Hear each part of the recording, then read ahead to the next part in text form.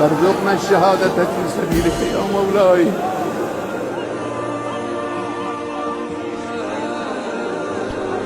الحمد لله الذي أكرم المستشهدين في سبيله.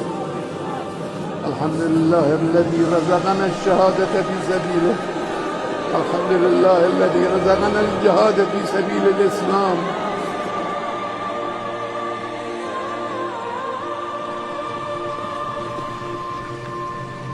وحينما نزف ملائك تحفه وخلفه